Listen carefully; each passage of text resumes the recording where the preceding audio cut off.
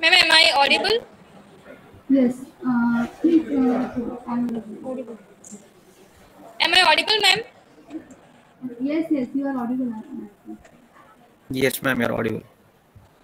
Okay. Nancy, Very good morning to one and all present here. Myself, Dr. Nancy Vagasia, first year PG scholar of Rog Nidan एवं विकृति विज्ञान department.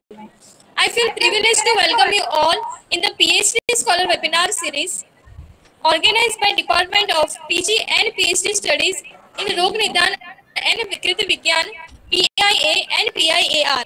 Today we have our third session by PhD webinar series by Dr. Nitin Krishnan sir. It will surely be very informative to all. Before starting, first I would like to request Dr. Swatika Sharma ma'am, Assistant Professor, Department of Rog Nidan, PIAR for Dhanvantari Vandan. Please ma'am.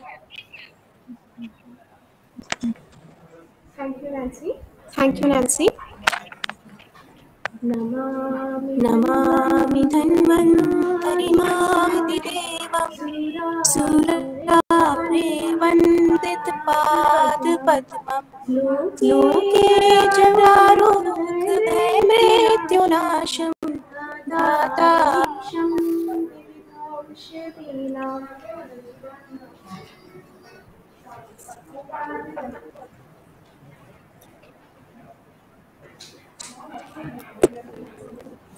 hello, Nancy. Hello, Nancy. Yes. Just introduce yourself. Thank you so much, ma'am. Now I would like to request all the attendees of webinar to write their names with resignation in the chat box. So, taking forward this webinar, I would like to introduce our speaker, Dr. Nitin Krishnan sir, who is currently working as assistant professor at SGD College of Ayurveda and Hospital, Gurgaon. Sir has completed his BMS from Amrita School of Ayurveda, Kollam, Kerala, and PG from STM College of Ayurveda and Hospital, Hassan. Sir has published 2 books on Rog Nidan evam Vikriti Vigyan. Also, there are 12 international journal and peer-reviewed publications done by Sir, plus 2 publications in national journals as well. Sir has participated in about 33 various seminars, workshops and conferences all over the country. Sir has presented more than 10 scientific papers in various competitions globally and also achieved Best Paper Awards for many of them. Sir has developed an Android mobile application on respiratory system Nidanas. In addition to this, Sir is also running a YouTube channel named as Subodha, exclusively for sharing knowledge with scholars for various concepts in Ayurveda with an aim to propagate Ayurveda around the country and the globe. Sir has done an immense work in the field of Ayurveda. If I am going to list them, the time will be insufficient to elaborate. So now, I would like to request Dr. Nitin sir to carry on with the webinar. Over to you, sir. Okay. Good morning, all. I hope I am audible to everyone. Sir, please start your video, sir. Okay, fine.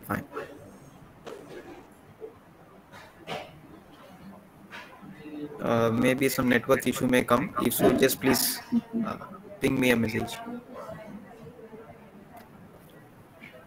I hope I'm visible to you, right? Yes, sir. Okay. Yes. Okay, fine. But your slides. Yeah, I'll bring it back in 1 minute. Okay, it's clear, right? Yes, sir. Yes, sir. Okay, fine. Good morning, all. Thank you so much for giving this opportunity to share my views onto the topic RNA. So, I'm not wasting much of the time because RNA is a very vast topic, and I have a lot of slides also in it, 196 plus. I cut short many things. Still, I will try to cover everything in an hour because it's a topic which we need to debate, we need to elaborate, explain regarding its understanding from various Ayurveda classics and its utility in clinical practice. So these are the things which we will be going through.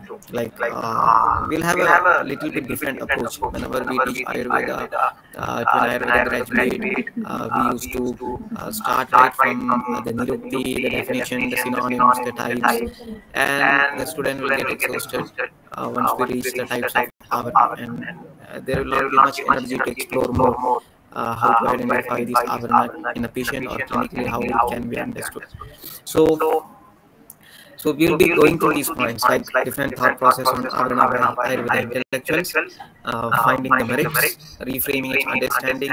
Now, what you really felt drives you to be an explorer after going through from point number 1 to 3, and the tug of war on Avarana by academicians, clinicians, and researchers, patients, and entrepreneurs. Treatment for Avarana in literature. What does the treatment protocol tells? Avarana, as we learn, scope of infinity Avarana and also infinity mirror illusion when it comes to the concepts of Avarana, Samsargaja, Sanniparija, 12 special combination of dosha, Gadavada, Sthanigara, dosha, Vriddha Prakrita, Kshay dosha, etc. See, an identifying pattern of incidents or constellation of signs and symptoms, chronology of features, a hint or hindrance to success, and setting guidelines for predicting Avarana. So a promising step for stakeholders. So he's going to melt the cat. So these will be our broad headings in which we'll be discussing the Avarana.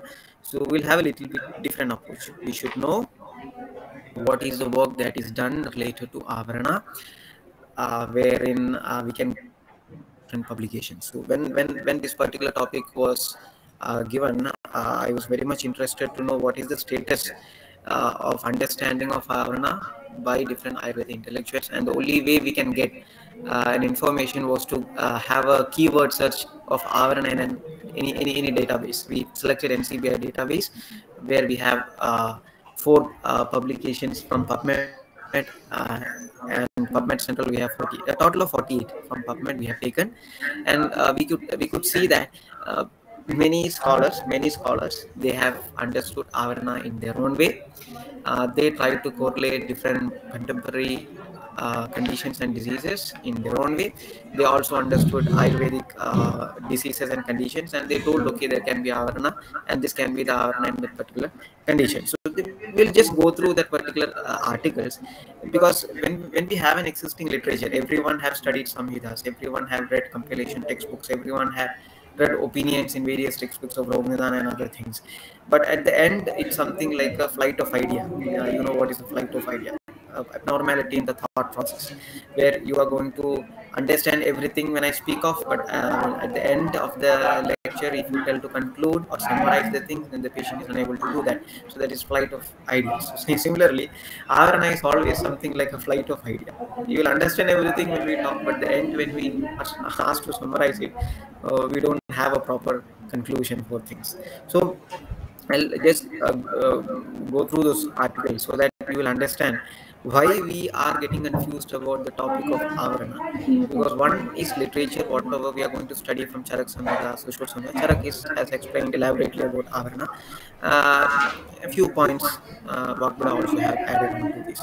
So one of the articles which tells understanding hypertension in the light of Ayurveda. So here they were critically exploring about hypertension, and they are coming to a conclusion that hypertension can be understood in the light of Pittavarda Vada, Vyanavarda Prana, Pittavarda Prana, Pittavarda Vana, Vyana, Pittavarda Samana, Pittavarda Udana. So similarly, another one article which was published on the topic of diabetic retinopathy in Ayurveda. So here you can see again they have understood and told that it is Avarana Janya. This particular condition can be Avarana Janya. It can be affecting the Rakta Mamsa and Medo Vahasvatas. So this is one understanding. So then they have told about involvement of Prana Varda Vyana in this condition of diabetic retinopathy, Rakta Varda Vada in this condition of diabetic retinopathy. Then similarly, the Avarana Chikitsa also has been given to these patients. And another one study about automycosis. They have correlated with Karna Srava. So when you see here, they have told Acharya Sushruta also tell in that particular 2-line shloka of Karna Srava that Here also there is avarana of other doshas. It is not specific. They told it is there is avarana to the vada by other doshas. Similarly, another one condition, uthana vada. So in uthana vada also it is the same. They are telling there is here actually they correlated uthana vada with that of atherosclerotic ischemic limb disease. So taken one Ayurvedic condition, they correlated with another one particular modern condition. Then they are going to understand on the in the light of a particular avarana. So here also they are telling marga avarana is happening here, takes place in the recta marga due to the abnormal and excessive accumulation of morbid kapha and medas in the srotas. So similarly, there is another one interesting article that is telling that Dhatu Parinama Siddhanta, that is Dhatu Parambara. So if avarana is there, then Dhatu Parambara is not going to be happening. So this is one thing they are told. And another one condition where systemic lupus erythematosus, overlap vasculitis. So here also they are telling about Mishra avarana leading to gangrenous changes. Mishra avarana. So Mishra avarana, again there are different explanations according to different acharyas. They tell pitta and kapha simultaneously causing avarana to the vada is Mishra avarana. Some others tell other dhadus also can come into this particular classification of Mishra avarana. Now similarly, another one condition called a cerebral palsy. So in cerebral palsy also here they are telling avarana janya vada vyadhi. Abhavrata vada is told for this particular spastic cerebral palsy. Now similarly, gangrene. Another one condition, dry gangrene. So here also they have understood with reference to marga avarana has been mentioned. Now, type 2 diabetes mellitus. Madhumeha with special reference to type 2 diabetes mellitus. So in this article also you can see, again they have told about avarana of vada by other doshas, specifically kapha dosha, pitta dosha, meda and mamsa. Now another one with reference to amla pitta. Here also avarana has been mentioned. You can see here sama vada avrada by vriddha pitta and kapha, vriddha vada avrada by sama pitta and kapha, vriddha vada avrada by vriddha pitta and kapha. Then he is also telling this condition where there is pitta kapha avrada vada. So in this particular publication. Same way, there is another one condition, progressive supranuclear palsy. Progressive, it's a degenerative condition. Progressive supranuclear palsy. Here also you can see kaphavrata udana vada, kaphavrata vyana vada, etc. has been mentioned. In case of COVID-19 management, here also, in COVID also, we try to correlate things with avarana. It's very interesting, where you can see they told there is an avarana of kapha over the vada dosha, leading to improper functioning of pranavayu, which could be the reason for the absent sensation of the smell. Similarly, another one condition, that is anidra or insomnia. In this condition also, you can see they are bringing avarana. Here the avarana is to the manas by the rajas and tamo guna. So this is what avarana they have mentioned. Similarly, in kadi sandhigata vada also they have taken avarana. Here marga avarana can be one cause for kadi sandhigata vada in that particular case. So this is another one understanding.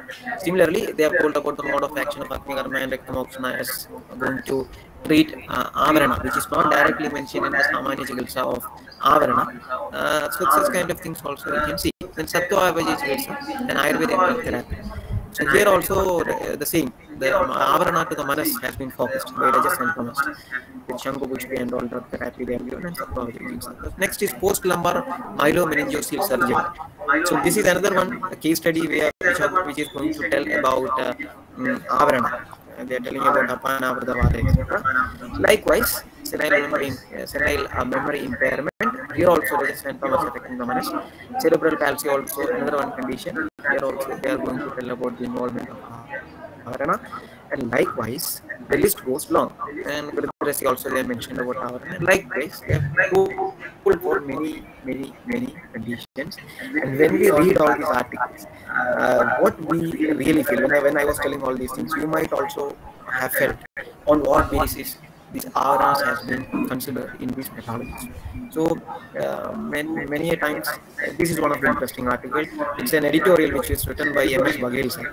So he was telling there is a need of new research methodology for Ayurveda, where he is very clearly indicating. You can see the last line. Many of the diagnostic tools have been missed in between, and new principles added like Avarana are unexplained. So we fail to explain Avarana. Post independence, we have not done much work on Avarana, or maybe it has been done, it has been half done, or maybe some people might have done properly, but it is not published in a peer-reviewed index journal, or maybe it has not been properly released, so that people might not have idea about that. So Avarana is a condition where it's something like a flight of idea. At the time of telling, we understand, but summarizing is very difficult because we get different perspectives. So in all these articles, I'm not telling they are wrong, but there is some kind of arbitrary approach in fixing a Avarana to a particular condition. We don't have any set of guidelines or criteria to tell that how you can tell this condition is having Avarana. Now, to tell that guideline, you should know basic things about Avarana, what is told in the literature. You should identify different gaps. So these things we should see. So likewise, there are many studies. I'm not going to explain everything. Where Avarana has been mentioned in some of the indexed journals. So this is this you can get in the internet only. There is nothing unique in this. So where you can see Avarana has been explained in different ways in different conditions, and even new treatment procedures also has been mentioned. Likewise, there are almost 48 publications where you get Avarana. I'm not going to explain everything. Okay, now, finding merits of these publications. So what the best thing what we found out when we go through all this publication is that exploring new illustrations. Like you will get new examples of Avarana, which is not told directly in the textbook, but you will get new illustrations from these studies. Exploring new formulation of treatment procedures. See, whenever you're going to tell about the treatment of Avarana, Jatagan Anavishandihi, Snigdehi, Sodaram Shandigaramihi, Kafa Pitta Avarukum, Echavadana, like that the treatment goes on, like Samana Chisa Siddhanta goes on. Then they tell about the Bhargava Rasayana, then they tell about the Lashuna Rasayana.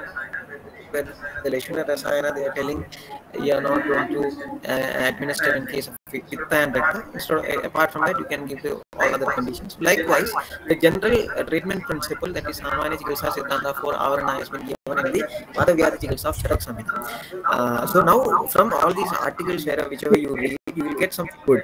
That is exploring new illustrations. Like hypertension, you in that particular understanding, you get Pitta Vardha Vada, Kapha Vardha Vada, Rekta Vardha Vada. Likewise, diabetic retinopathy, Avarana-janya prameha, Avarda Vadajanya madhumeha, Pranavarda vyana, Rekta Varda Vada, automycosis, Avarana of Vada by other dosha, Uttana Vada Rekta, they are telling with reference to Avarana to Rekta Marga, Dadu Poshanaya is going to be affected by Avarana, SLE over vasculitis, Uttana Gambhira Vada Rekta causing Mishra Avarana, spastic cerebral palsy, Kaphavrada Vada, dry gangrene, Marga Avarana, Madhumeha has special reference to diabetes mellitus 2, Kaphavrada Vada. Likewise, then we can get new examples. COVID-19, Kaphavrada Prana, COVID-19 with hypoxia, Kaphavrada Vada, Kapha Vada, metabolic syndrome, Avarana-janya Madhumeha, then with reference to rheumatoid arthritis, Kamavada with reference to rheumatoid arthritis, you can get Kaphavrada Vada, Kaphavrada Vyana, etc. Sexual dysfunction, Krishna in obesity, Medavada Vada, Kaphavrada Vada, and the list goes like that. You will get many things. And one thing I like to explain, there was one interesting article which was telling about the philosophical concepts of Ayurveda in Charaka. So there was one terminology, that is Abhibhavat. So this term Abhibhavan or Abhibhavat is very interesting in the context of Avarana, because what they are telling is the dosha which is going to be undergoing Kopa at the initial stage, causing hindrance to the functions of Vada. The strongest dosha, that it is Pitta or Kapha, or maybe any other dhan, that particular symptom, the related symptom will be exhibited, and the symptoms of what is getting covered. When I tell this particular word covering, I myself feel it is wrong. So I will tell why these things are, why this understanding of Avarana is many a times misunderstood. So Abhibhavan means which particular dosha, like Pitta dosha, Kapha dosha or Dhadu is having more stronger attributes, will be exhibiting its signs and symptoms, that is overpowering the other one. So that is Abhibhavan. Likewise, you get PCOD, avarana in arthrostosis, an ovulatory cycle is also avarana there told, ADHD, tamo avrata manas, myopia or timira, there is avarana, vada gandham, avrata vada. Likewise, you will get new illustrations. This is one merit when you go through such kind of studies. Now, exploring new formulations or treatment procedures. These avarana, when we study properly in these different peer-reviewed articles, you will get an idea. Apart from those treatment that is told in avarana, you can get like treatment like vasti, yavana vasti, madhushodhanam, sramsanam, ishti madhukshira vasti, panchatiktaka panchakrashrita vasti, guruchadikshira vasti, ardhatela karnavurnam, gugulu preparation is kaishora gugulu, amrita gugulu, and anything that is anabhishyan this niktam, kafavitta avritam, vadani domaram, rasayana. This is told in Samanajika Sasitra. Then guduchi, gandhaka rasayana, shiva gudiga, mahamanjishtari kashayam, abhipattikara churnam, ashtanga gradam, अभ्यंगा विद्वलादयनं बाष्पस्येदं प्रस्तावनवस्ति शिलाजितु विरेचनं वामनं व्याघ्रादि कषायं chanting Om. This is what one of the studies they are telling. That is when we are going to a study was conducted with the control group, and they could find that avarana was removed according to their understanding. Agni Karmam, Rakta Mokshana. All these things are not simply written. These are all written on the basis of the discussion that is furnished in these peer-reviewed indexed articles. So there is a cross-reference for all these things. So likewise, you will get many treatment principles also, which is not directly mentioned in the in the understanding of avarana. Understanding or seeing all these observations, we should ourselves reinforce understanding of avarana, right, based on the literature. Symptomatology of avarana, when you see, when you open Charaka Chikitsa Sthana, Vadavyati Chikitsa, they are told about the symptomatology of avarana.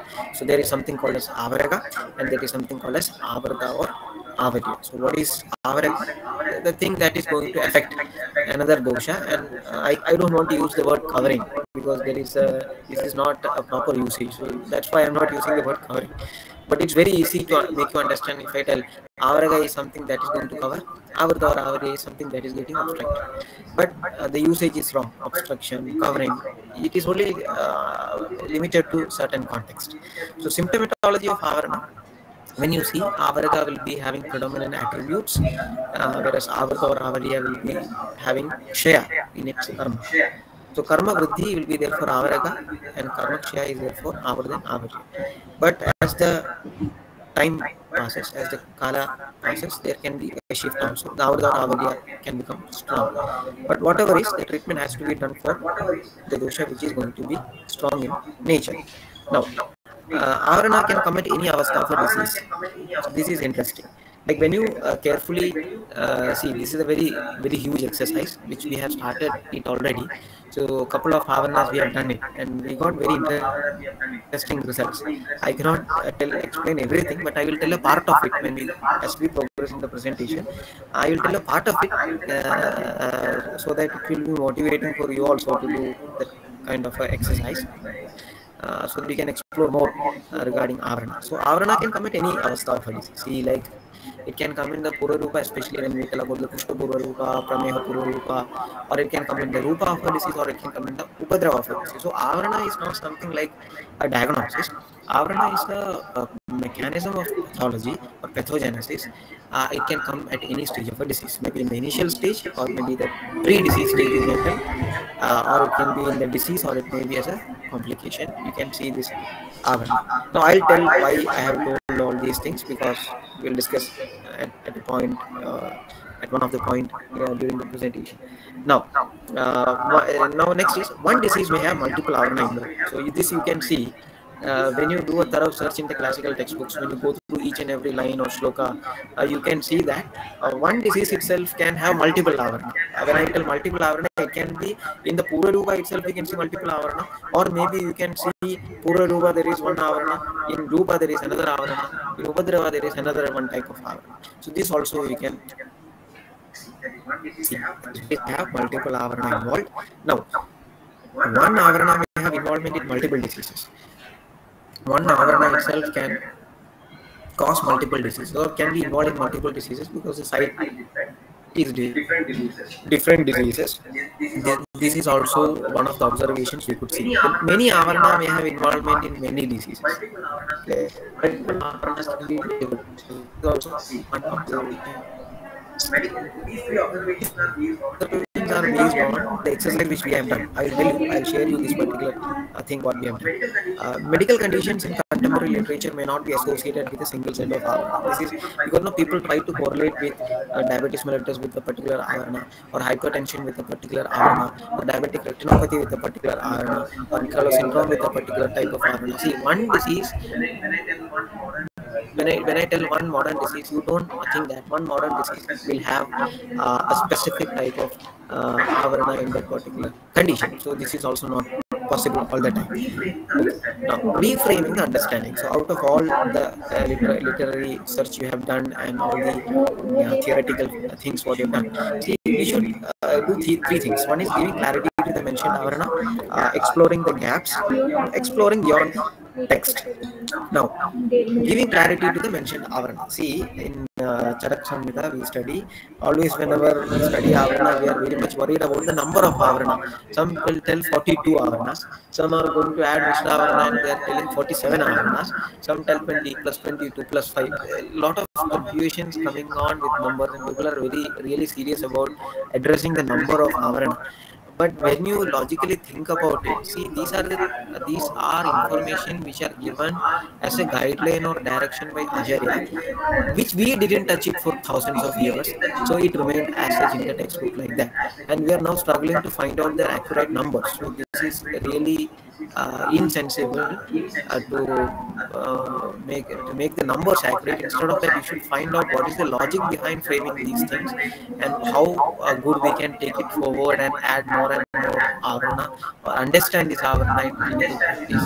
So these kind of things has to be done. Giving clarity to the mentioned avarana is very much required. And it's very interesting that these avaranas, why I have mentioned these 8 avarana here is because these 8 avaranas are not clearly mentioned in the Charak with reference to Anyonya avarana, but this third one, Samana Avada Prana, it is told in the Vyakhyana.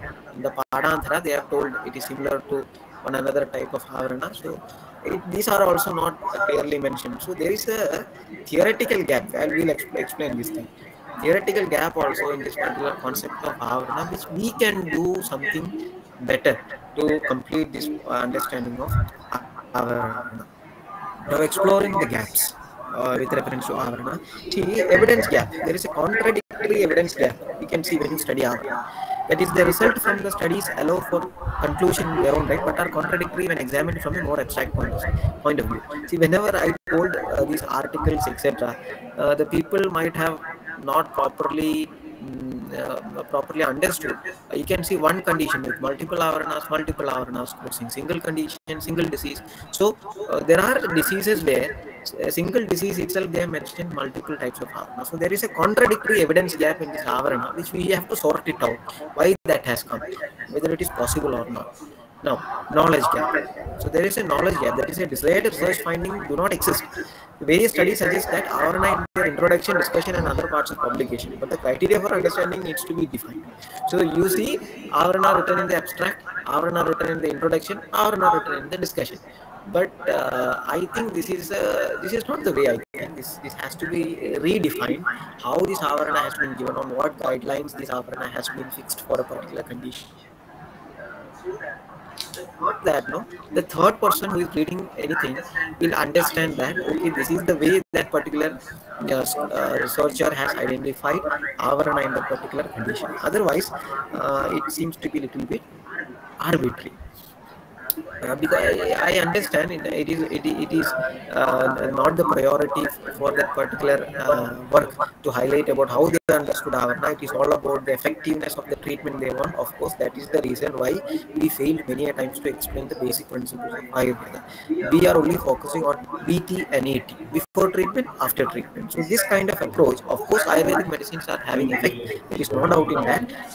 But along with that, the principles also has to be appropriately understood and applied, and should be discussed. So I would like to got a very small study. It is just out of this context. You all know that there is Ayush 64 medicine. Ayush 64 medicine is one of the medicine which has been studied for more than 4,000 people. A population of more than 4,000 people have been involved in this study of I-64 against malarial parasites. So their assessment parameter, of course, that should be done. Their assessment parameters was against the malarial parasites. But this is I'm quoting it from one of the articles that was written by Nishteshwar sir. So Nishteshwar sir was telling that, so we were focusing on the action against malarial parasites, but we didn't focus on the acne, we didn't focus on the dosha, we didn't focus on the rogamarga, we didn't focus on the sothis. We are least bothered about all these Ayurvedic principles. So we just kept everything aside. We just focused on malarial parasites. Okay, that is not wrong. I'm not telling it is wrong, but that is the reason why there is a kind of gap. So next is practical knowledge gap. So there is an action knowledge conflict here. You can see that is professional behavior or practices deviate from research findings or not covered by research. So example, like textual knowledge and clinical practice in discerning avarana is unclear and often misinterpreted or misunderstood with other conditions in Ayurveda such as Gadavada, Prakopa, Vriddhi, Kshaya, Ashya, Avadasya, etc. So this we will again repeat it in another one slide where we are telling tug of war between the academician, clinicians, researchers, patients, and entrepreneurs. So we will tell this in another one slide also. Methodological gap. Method and research design gap. So a variation of research method is necessary to generate new insights or to avoid distorted findings. Here, example, there is no specific method or design incorporated in any of these studies for designing avarana in a dedicated manner. So theory speaks about understanding avarana, which needs to be dissected and understood. So when we tell, okay, there is avarana in this condition, now what basis, what was the guideline, what was the understanding, and all such kind of things has to be high. A person who is going to read it can be convinced. So here it is something like we catch half a modern science, we catch half an Ayurvedic part, and we have our opinion. So now that opinion is just a dogmatism. It is not a fact. So we are revolving around the fact. So we are increasing the dogmatism. So there is a problem. Now, empirical gap, there is an evaluation void gap. So because there is no research findings in this particular topic of avarana, there is no much research findings or studies done. So it's very difficult to be evaluated or given empirical verification.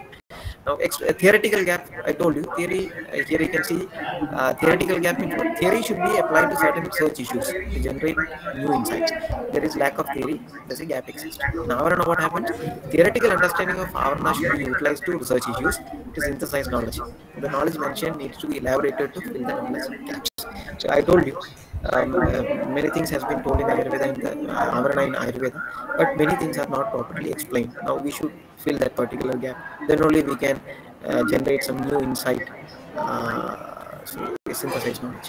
A population gap. See, population gap. We have not even done any studies related to that. So there is no need of discussing anything. So we need to do some kind of extensive studies like observational or experimental in abundant samples to understand these avarana. So it's about gaps.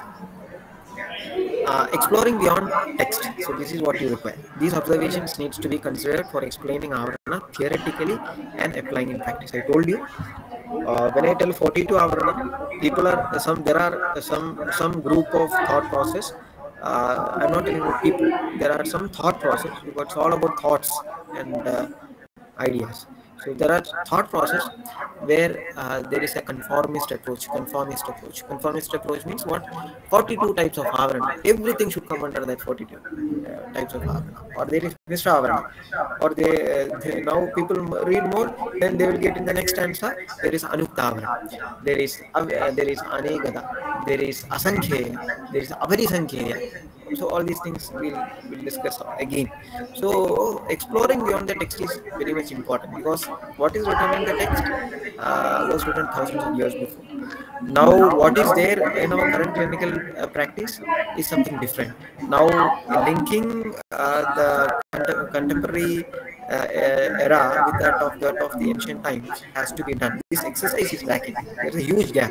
So this avarana always remains in the text. And I will tell there are certain shortcuts people use to sideline avarana, and some people tell it is not required. Why we have to study avarana? Because anyway treatment you have to give for the dosha which is having prakopa or vriddhi. So why are we worried about avarana? So there are different views about that.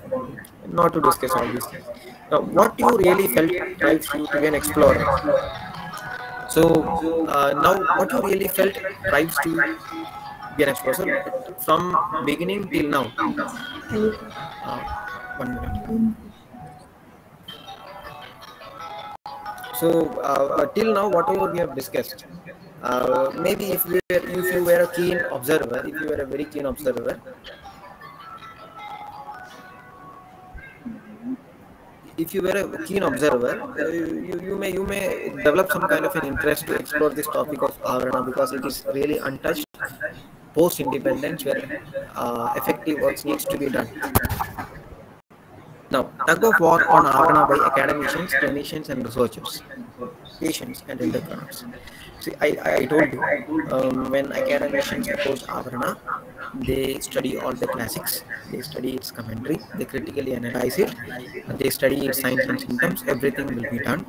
So, when it comes to clinicians, their approach is something different. Like, they start from the treatment. They are very much interested in the Samanya Chikitsa Siddhanta of the Avarana, whereas academicians, they are very much interested from the point of signs and symptoms, its causes, etc.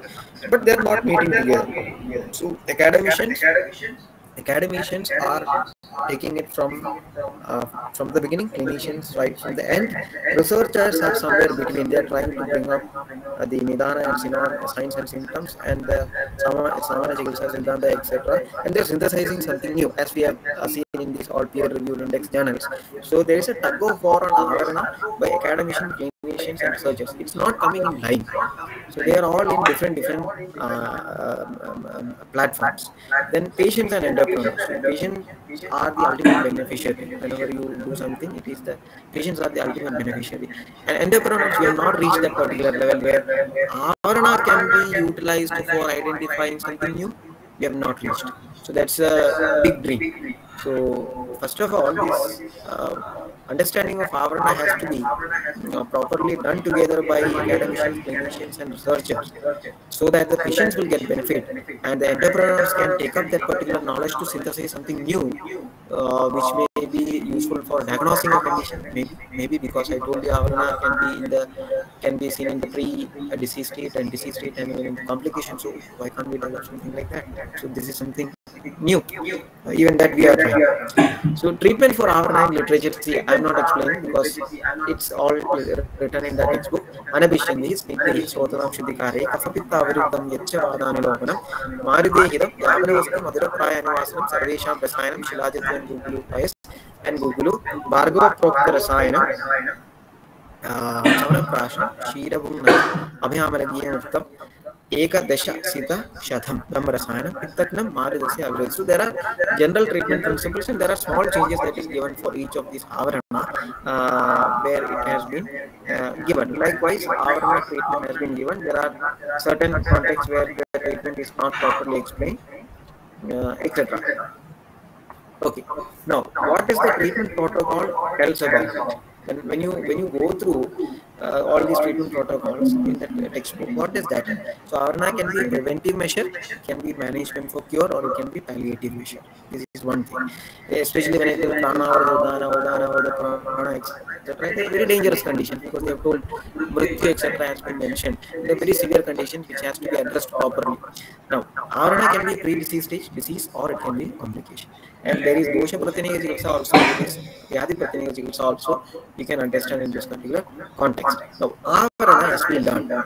Like, we learn definitions, we learn synonyms, we learn types, restricted comprehension. So this is one main thing I will try to highlight.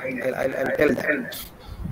Okay. See, when you tell about the nirukti of Avarana, we tell that many quotations, and we tell that it is something where there is some kind of obstruction leading to a hindering of the dosha, that is hindering of the karma of a dosha that is obstructed, and that which is going to obstruct is going to imply its karma in a much more higher amplitude. So Gati Siddhanta also Vyahari Yasya Sthanasya Prabodhasya Vayus Syarcho Adhikam Jivet Vitaroga Samashada. So these are things actually they're telling about the importance of functions of Vada, the Gadi of Adhikosha, etc. If it is affected, multiple abnormalities can be seen. Now, see, this is restricted comprehension. I'll tell you. There are many terminologies where we can catch Avrana in a particular disease, like Avradagati, Ruddagati, Pradigadi, Avruddagati, Avradha Marga Nirodha, Baddha Marga, Achadana, Avruddagati, Sangha. Like that, we will get many terminologies. These all terminologies can be utilized to understand. Okay, there may be a chance or scope of Avrana in these conditions. So these things you will get everywhere. Abhibhava, Ruddha, Achadana, Veshtana, etc. So they are some of the terminologies which have been mentioned, so that you can understand Avarana in a particular condition or a particular disease or a prakarana in the Adhyaya. Now, these are time of administration of medicine, which is not of our interest. Now, scope of infinity Avarana, a challenge to the Vaidya. So, scope of infinity Avarana means what?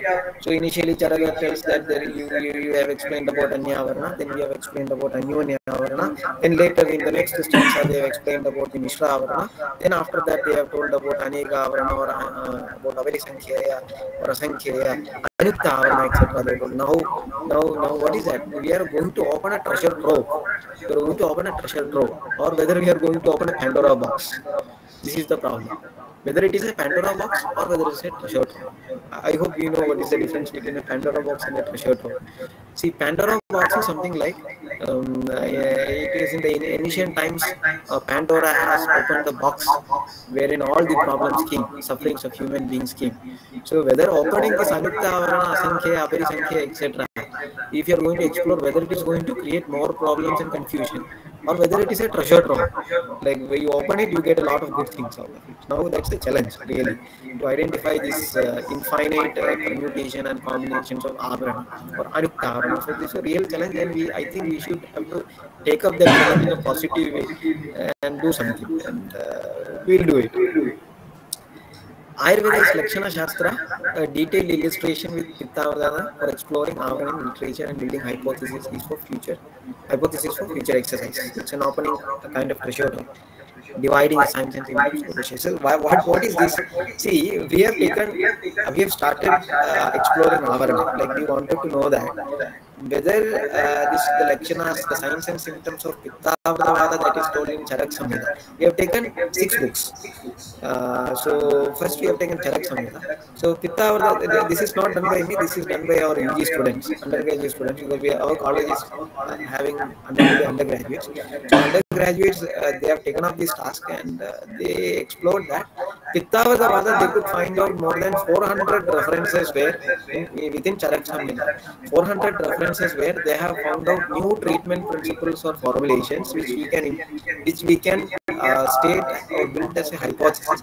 And also there are different conditions and diseases where Pitta Vada was told in Pura Rupa, Rupa and Ubhadrava.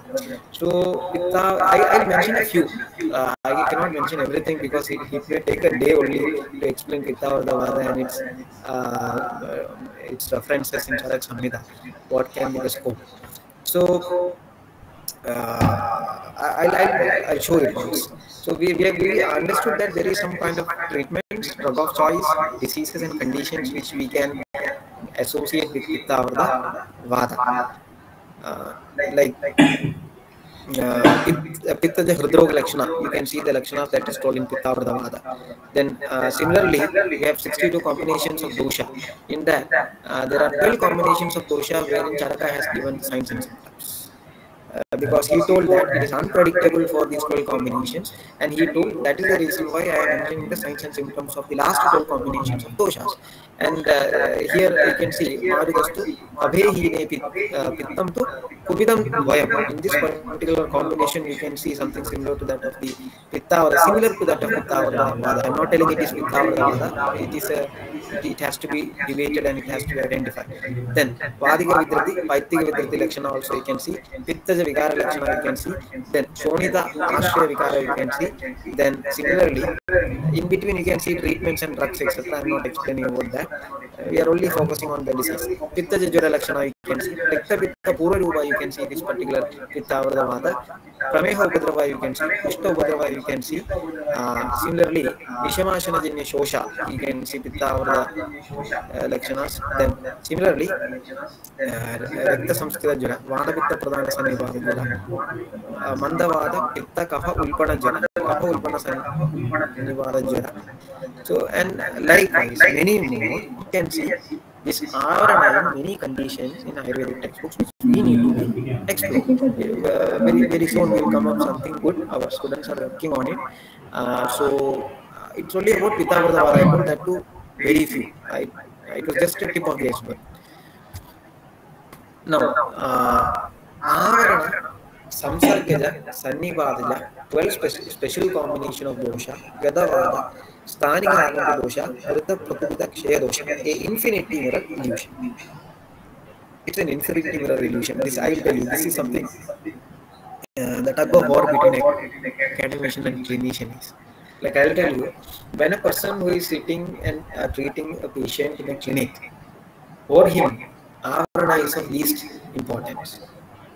Why? Because he is right from his logic. The point is, Ayurveda tells that a disease can only be caused by prakopa of a dosha or a vruddhi of a dosha. I am not critically telling the difference between vruddhi and prakopa here, just considering a synonym. Anything, when a dosha is aggravated, then it causes condition, a disease. Dosha kshaya cannot cause a disease. So for him, dosha upakramana chikitsa is sufficient. Dosha upakramaniya, that is you give treatment that is given in dosha upakramaniya adhyaya. If you focus itself is good, it will reduce the condition. Because in Avarana also, what they have told? Avarana also you are having an Avaraga, you are having an Avardha or Avarya. So Avaraga will be having the particular predominant action in the initial stages. So this is what it is told. Fine. Then later maybe the Avardha or Avarya may come up. So what is predominant? What signs and symptoms you see in the patient? You give according to that. Why you have to do all these intellectual acrobatics? Finding Avarana, exploring the signs and symptoms, constellation of signs and symptoms in the textbook, etc. But you should understand one thing. Then why we need to study Srotas? Why we need to study Rogamarga? Why we need to study Srota Dushti Lakshana? Why we need to study the Srota Dushti Nidana?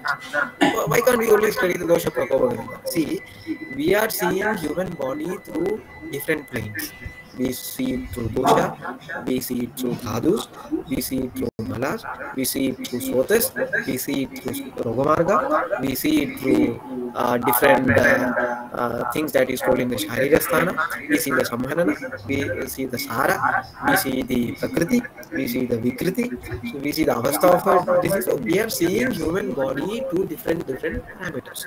So that we will get a much more better or clear idea in a multi-dimensional way. So Avarana should not be neglected. Avarana has to be closely taken into consideration. But the hectic work that is to be done behind Avarana may be the reason why people do not want to touch Avarana. Now, Samsargaja Sannivadaja. See, Samsargaja, you see Vada Pitta combination. Okay. Or like you Pitta Vada combination. There is Pitta Vada, Pitta predominance and Vada predominance. Pitta Vada Vada. Now, see, that is different, right? Pitta Vada and Pitta Vada. What is happening? There is Dushti to Pitta that is happening in Pitta Vada. That is going to hinder the functions of Vada. Now, in this context, I will tell you the usage of terminologies like obstruction, covering, concealing, hiding. See, all these things actually they are going to create a kind of misinterpretation. Of course, it is applicable in certain areas, but it's not applicable in all the contexts. So better, that is when you read Sushruta Samhita, it is very clearly told that he did not tell about any kind of words that is telling about concealment or hiding or obstruction. Whereas he is going to tell interaction of these different doshas, like when Pitta interacts with Vata dosha, when Kapha interacts with Vata dosha, it is going to cause Avarana. So this is what they have told. He never told about this concealment or hiding or such kind of words. has not widely used when we explain about Avarana. So that interaction has been utilized in that context of Sushruta. So when I tell about Avarana, try to remove this understanding of height, concealment, etc.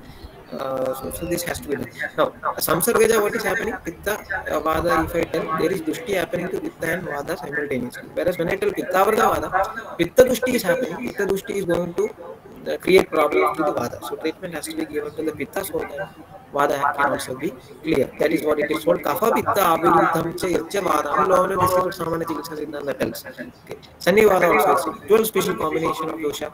I told you it is unique. And you cannot predict that outcome of that 12 special combinations of dosha. That is the reason why Charaka told I have mentioned or explained signs and symptoms of this 12 special combination of dosha, and I have not explained the other 60. Now, Gadavada, what is happening? Vada is undergoing Prakopa, okay, by its own reasons in a particular place, and it is going to cause. Sthanika Akundavya dosha. This is told in Ashtanga Hridaya. So here also, this is one of the reasons why again a clinician may be not interested in Avarana, because he tells Sthanika Akundavya dosha. What is that?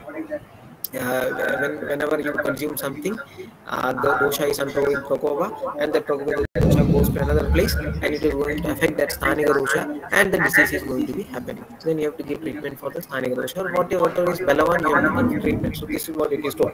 So clinicians are not much interested in Avarana because this is the reason. Because anything what is predominant, you give treatment for it. So why we are bothered about Avarana, Samsarga, Semivada, Sthanika? But closely monitoring things. See, Avarana is a condition where there is some kind of more attention has to be given. Otherwise, it may end up in complication. This is what Sadhya Sadhya tells. More than 1 year, it becomes a Sadhya. Udrava can be Hridroga, Gulma, Pliha, Adya, etc. Vitradhi, etc. Now, so it's a kind of infinity mirror illusion if you're not properly understanding. If you're properly understanding, everything has its own importance. If that is the way, we can delete many chapters from Ayurvedic synthesis. Why to study Charity? Why to study Indriya? So it's not the way of understanding. So we need everything, but the proper importance and understanding and relevance to be given.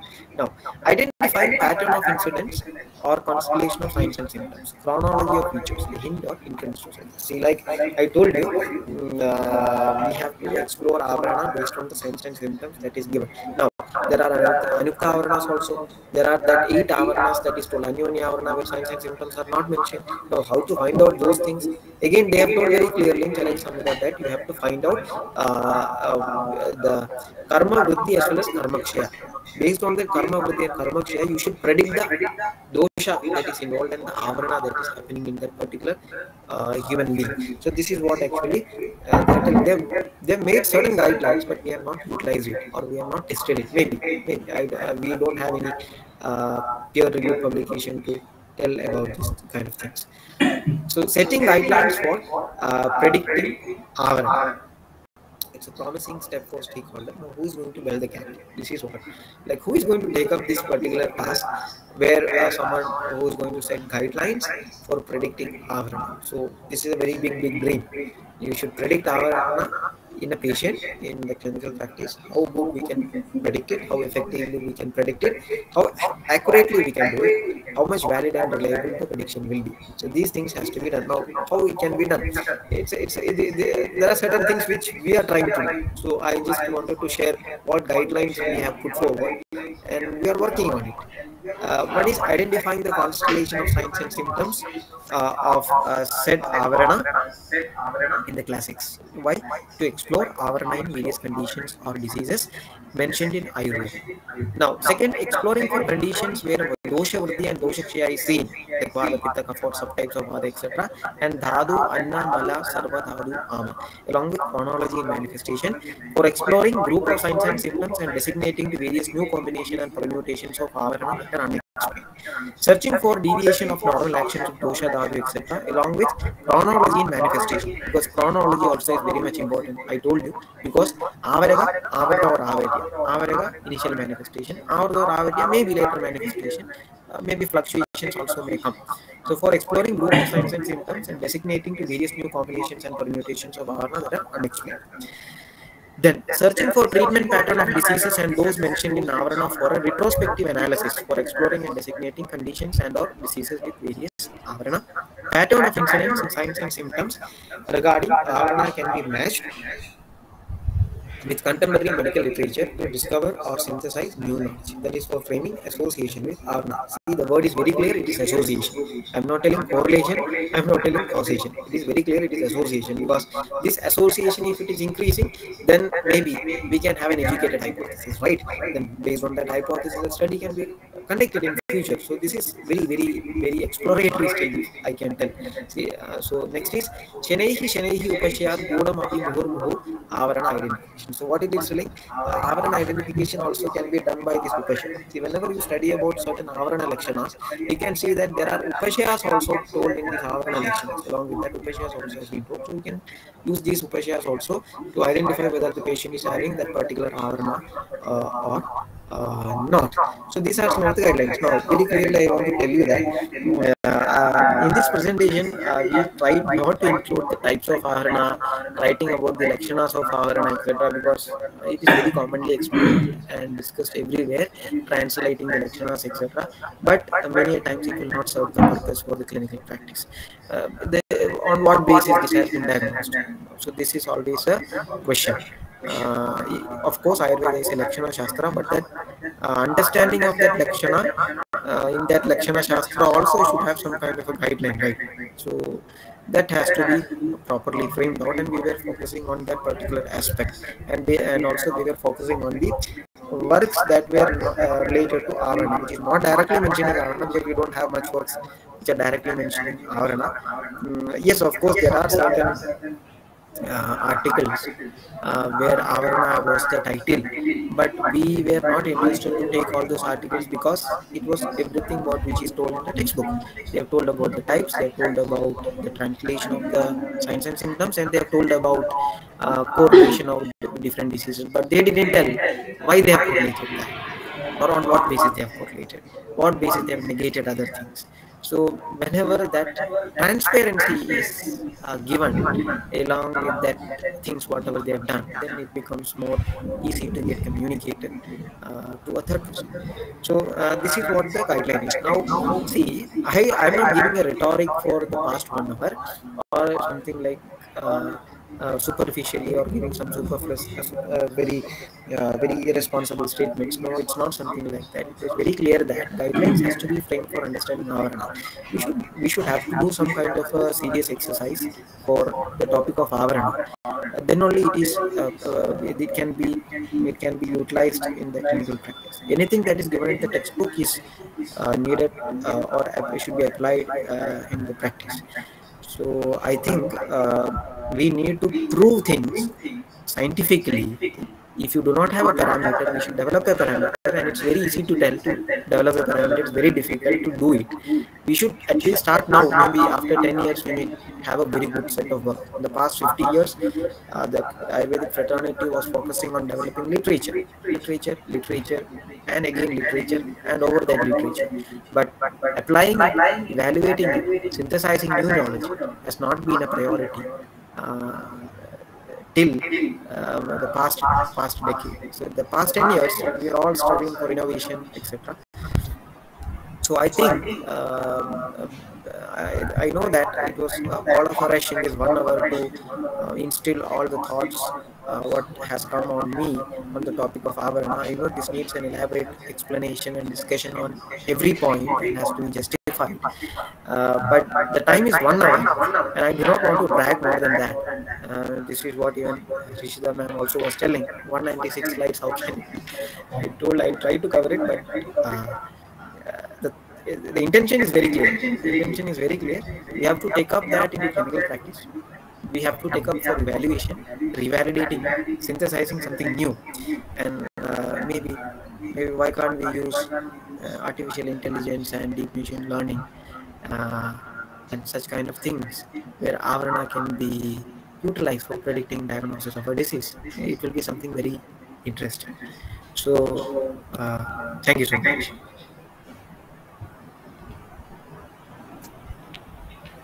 Thank you so much, sir.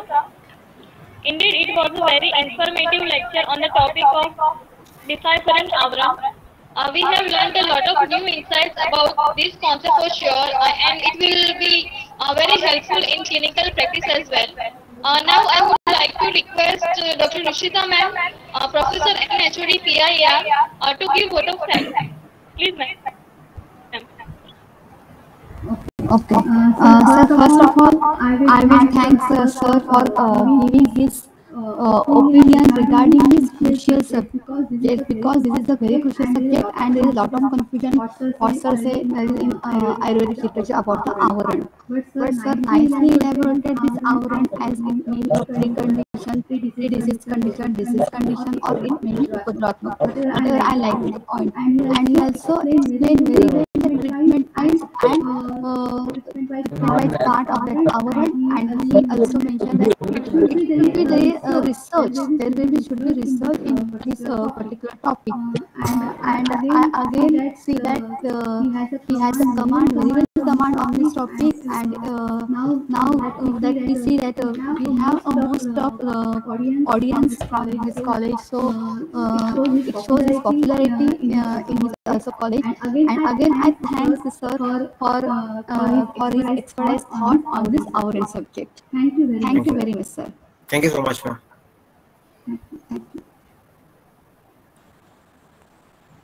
Nancy. Thank you, ma'am. Now, before ending the session, again, I would request all the attendees who have not put their name and designation in the chat box, kindly do the same within 1 minute so that we can conclude the session. And thanks to all the attendees for patiently listening this session. Now, the next session will be on 13 December 2021 by Dr. Krishna Thorat ma'am on the topic of Asthma. Till then, stay tuned to this PhD Scholar webinar series. Thank you all.